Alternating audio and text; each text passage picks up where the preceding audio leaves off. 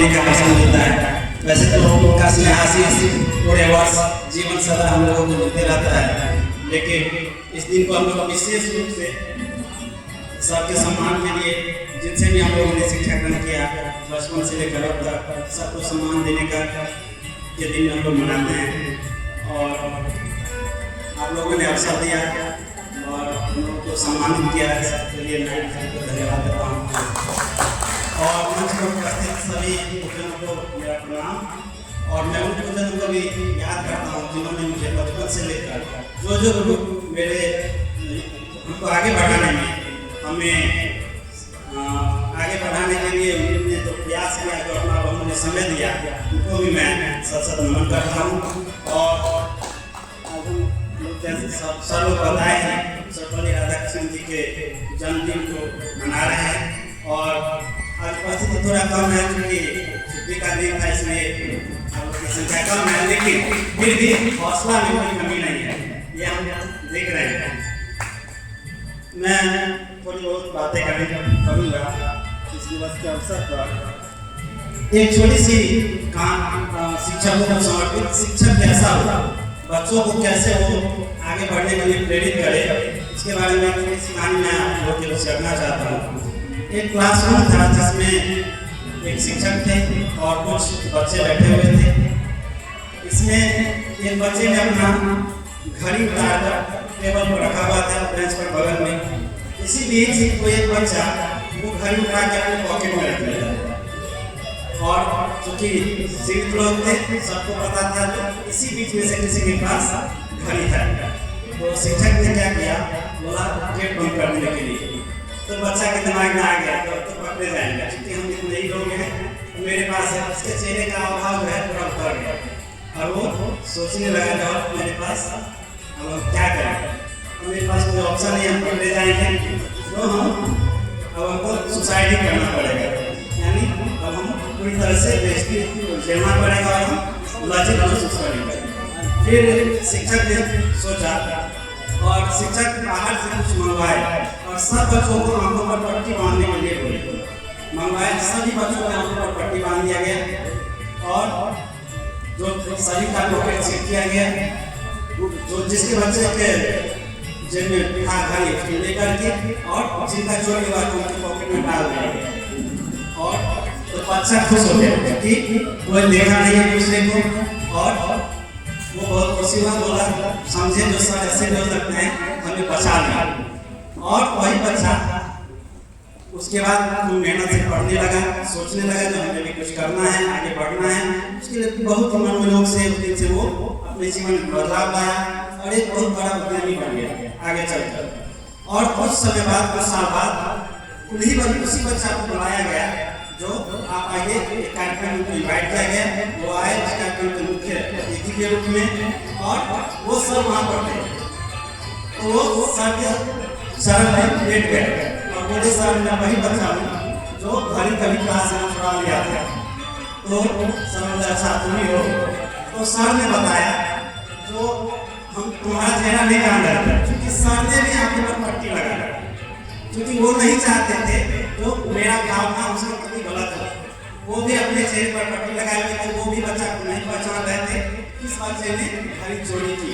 तो हम लोगों को भी आगे चलकर ऐसे ही शिक्षक बनना है। हम आप सभी को शिक्षक के रूप में मान रहे हैं, क्योंकि आगामी 6 महीने में आप लोग तैयारी कार्य में बैठेंगे और उसके लिए बड़े जोर शोर से लगे हुए हैं।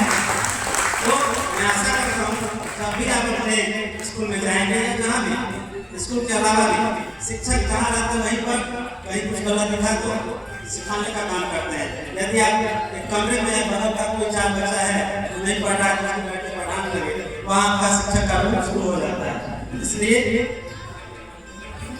और आज का दिन हम लोगों को शिक्षकों में आत्मविश्वास अधिक होना चाहिए। अभी देखा जा रहा है कि शिक्षकों का आत्मविश्वास गिरते जा रहा है, तो हम लोग ऐसे शिक्षक बनेंगे जो आत्मविश्वासी होंगे और अपनी बातों को समाज और देश दुनिया तक पहुंचाने का काम करेंगे।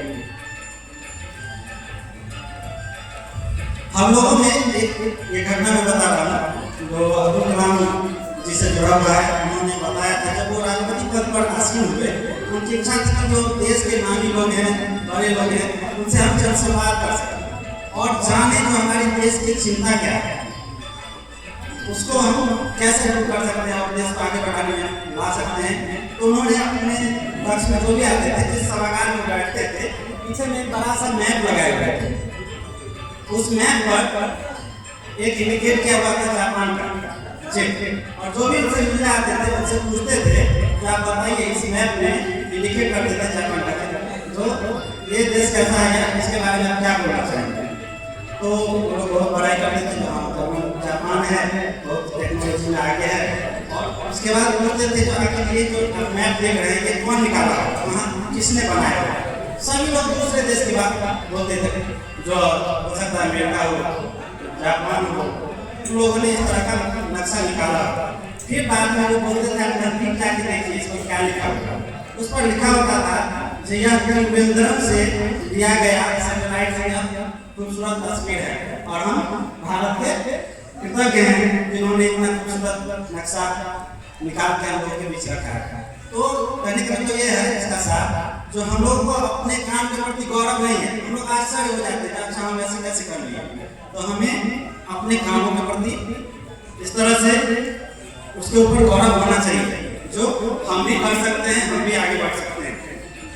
अभी वर्तमान में देखने को मिलता है जो CIS के घर से इतना नोट मिला, एक सप्ताह तक गिरते हो गया। किसी इंजीनियर के घर से इतना पैसा था कि पूरे रात में जला नहीं सका। तो इससे क्या हम देखते हैं, जो सब कुछ तो ठीक है, शिक्षा हम दे रहे हैं, आगे बढ़ रहे हैं, पदों पर जा रहे हैं, लेकिन जो बीच जहाँ जड़ में जाना चाहिए वहाँ नहीं पहुँच रहा है। उसी का जो परिणाम है उनको भ्रष्टाचार आदि देखने को मिलता है। तो हम जो शिक्षक बनने जा रहे हैं और हम सभी शिक्षकों का ये दायित्व है कि यही चीज को सुधारना है। जो भी बच्चे में इस तरह का गुण लाना है, जो क्यों वो बड़ी बड़ी बातें ना करें और देश के आगे के लिए और समाज को आगे बढ़ाने के लिए काम करें। एक घटना है कोरोना के समय में, उस समय में देखा गया एक 80 साल के बुजुर्ग थे जो हॉस्पिटल में अंतिम अवस्था में थे और उनको ऑक्सीजन देने के लिए सारे जतन किए जा रहे थे। कोरोना का समय आप जान रहे थे, ऑक्सीजन नहीं मिल रहा था, लिमिटेड था।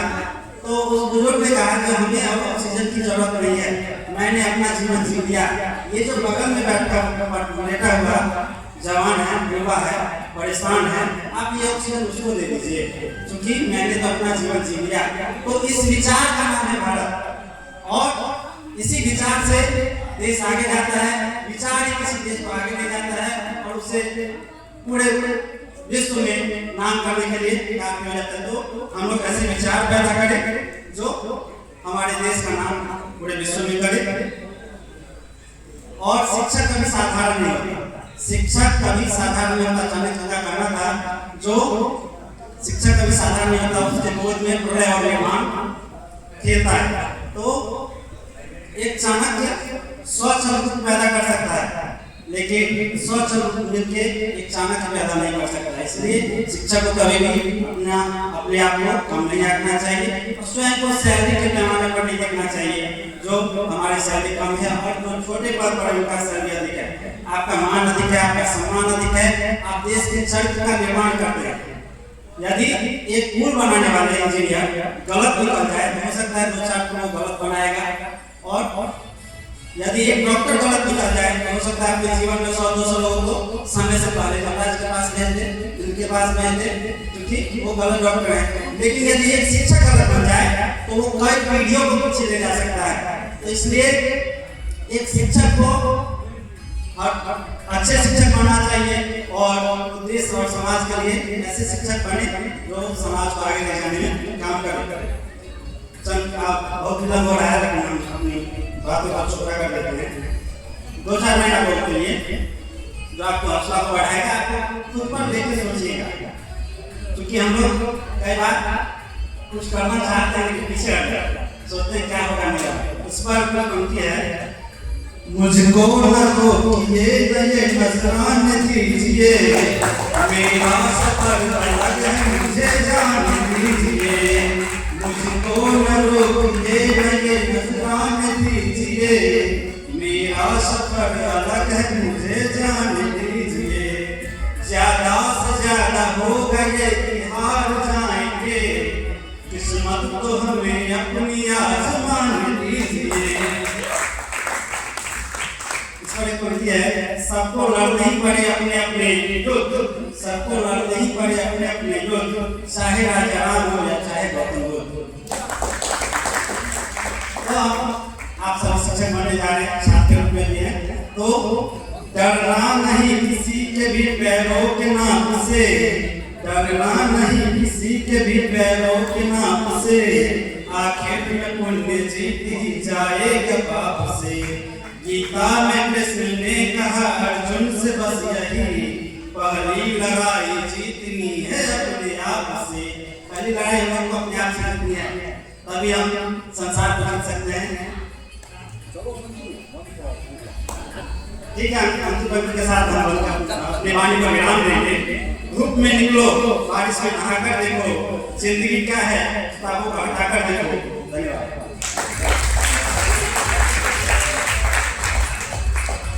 बहुत बहुत धन्यवाद संजय भैया का। ये मंच पर जब भी आते हैं और हमारे लिए जब भी कुछ बोलते हैं तो हमें एक नई जोश जगाने का कार्य करते हैं।